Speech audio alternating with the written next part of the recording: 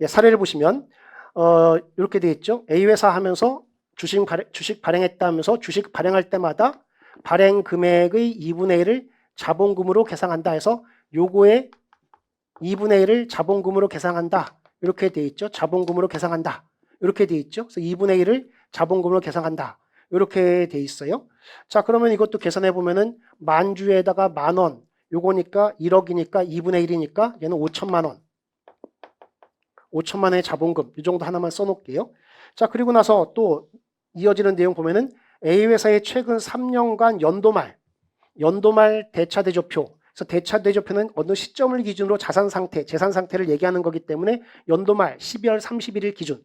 이렇게 돼 있는 대차대조표 요약한 거다. 이렇게 보고 있죠. 이 정도 보면서 그 다음에 이제 위로 올라가 보시면 괄호 1에 회사가 자기 주식을 취득하는 것은 실질적으로 주주에게 출자를 환급하는 결과가 되어 회사의 자본 충실을 침해할 우려가 있다. 따라서 하고 싶은 얘기는 회사는 배당 가능 이익 동그라미 배당 가능 이익을 초과하지 않는 범위 내에서만 밑줄 별표 배당 가능 이익 초과하지 않는 범위 내에서만 자기 주식 취득할 수 있다. 자기 주식 취득할 수 있다. 이거죠. 배당 가능 이익에 대한 설명 나올 걸로 예상이 되죠. 자, 두 번째 괄호 2 보시면 이래서의 배당 가능 이익이란 직전 영업 연도의 결산기 대차 대조표 순자산 동그라미 순자산으로부터 자본 자기 주식 취득 시까지 자본금 총액을 공제한 거 이거죠. 순자산액에서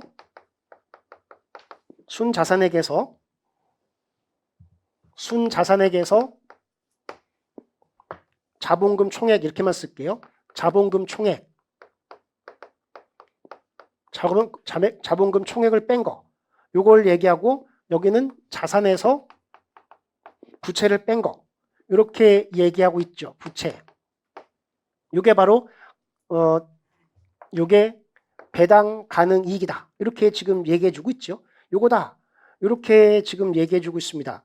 자, 그러고 나서 이제 그러면 하나 정도만 써 볼게요. 자산 총액과 부채 총액이니까 여기 순자산액 하게 되면은 1억 2천에서 5천만 원을 빼게 되면 얘는 7천만 원이구나. 7천만 원이구나. 이렇게 얘기할 수 있겠죠. 이 정도 보면서 또 내려가 볼게요. 자, 그리고 나서 괄호 3에서 만약 회사가 위 2의 금액을 초과하여 자기 주식을 취득한 경우 이사는 회사에 대하여 연대하여 그 미치지 못한 금액을 배상할 책임에 있다 해서 조화롭게 해석하면 되겠죠. 미치지 못한다는 의미를. 4번을 보면은 괄호 4 회사가 자기 주식을 취득할 때에는 원칙적으로 주주총회 결의해서 미리 결정 5입니다. 5는 옆에다 예외 이거죠. 예외죠. 회사는 특정한 목적으로 자기 주식을 취득할 수 있다. 이때는 밑줄 별표 배당 가능 이익과 무관하게 밑줄 별표 결국 예외죠. 자기 주식을 취득할 수 있다. 이게 돼 있죠. 1항 회사의 합병 또는 다른 회사의 영업 전부 양수. 2항 회사의 권리를 실행함에 있어 그 목적을 달성하기 위하여 필요한 경우 하면서 예를 하나 들어주고 있죠. 그 다음에 3항 주주가 주식 매수 청구권을 행사한 경우 요거죠. 그러니까 요것만 해당되면 배당 가능 이익과 무관하게 취득.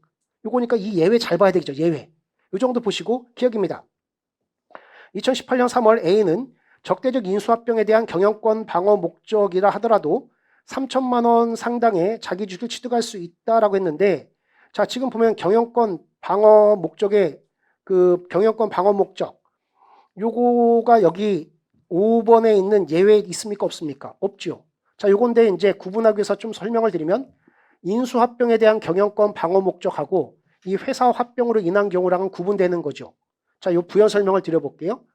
회사 합병으로 인한 경우 어떤 경우냐라고 한다면은 합병한 회사가 당사 주식을 가지고 있는 경우도 있죠. 요게 이제 직접적으로 얘기되는데 이걸 더 쓰기에는 제시문이 너무 길어져서 요 정도만 썼거든요. 그래서 요 회사 합병으로 인한 경우와 인수합병에 대한 경영권 방어 목적 요건 다르죠.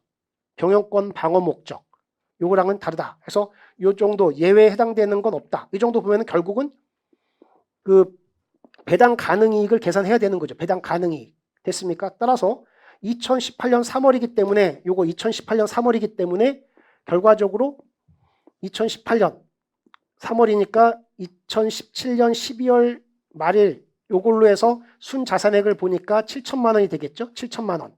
해서 7천만 원. 순자산액은 7천만 원이 되고 자본금은 요 3월이니까 여기까지가 자본금이 되겠죠. 자본금. 해서 자본금 5천만 원이 되니까 결국 5천만 원. 5천만 원 해서 결국 2천만 원이 배당 가능 이익이 되겠죠. 따라서 2천만 원에 초과하지 않는 범위 내에서 따라서 얘는 3천만 원 상당의 자기 주식을 취득할 수 없다라는 건 맞는 내용이 되겠죠. 됐습니까? 이 정도 보시고 니은 별표입니다. 니은 보시면 니은은 2018년 12월 31일 기준 2018년 12월 31일 기준 요걸 얘기하죠. 2018년 12월 31일 기준으로 자본금 총액하고 그리고 순자산액을 물어보고 있는데 자 여기부터 했으니까 요거고 그 다음에 2018년 12월 31일이니까 여기까지가 되겠죠. 따라서 얘도 2분의 1을 곱해주면 되겠죠. 해서 그 7,500만에서 2분의 1이니까 3,500이 3,750 50만 원. 요게 되니까 요 니은 별표 쳐놓으시고 자본금 총액은 5천만 원 더하기 3,750이니까 요걸 더하니까 8,750만 원. 그래서 자본금은 이때도 발행했고 이때도 발행했으니까 더해준다는 개념이죠. 그래서 더해줘야 되는 거. 그래서 이렇게 두 개를 더해주게 되는 것이고 순자산액은 요 시점이니까 2억 6천에서 1억 2천을 빼니까 결국은 얼마가 됩니까? 1억 4천만 원. 1억 4천만 원. 요게 되겠죠. 따라서 1억 4천만 원. 그래서 순자산액은 1억 4천만 원으로 2019년 1월 1일에 배당 가능이익은 여기서 요걸 뺀 거. 여기서 8,750만 원을 뺀 거. 요게 되는 거죠. 그래서 여기에서 요거 뺀 5,250만 원이다 해서 니은 별표 쳐놓으시고 학습 차원에서도 한번 점검해 보는 기회로 삼으시면 좋겠습니다. 그 다음에 디귿입니다. 디귿을 보면은 2020년 1월 A회사가 주주총회를 통해 타사와 합병을 결의하면서 이로 인해 4천만 원 상당의 자기 주식을 취득했다면 이거는 5번의 괄호 5에 있는 원문자 1번에 해당되는 예외가 되는 거죠. 따라서 배당 가능이익과 무관하게 취득할 수 있는 거죠. 따라서 이로 인해 4천만 원 상당의 주식 취득했다면 이사는 750만 원 배상해야 된다. 그렇지 않다. 이렇게 해서 디귿 틀렸구나. 이 정도 보시고 점검해 보시면 좋겠습니다. 그래서 나머지 것도 읽어보시고 그 다음 문제입니다.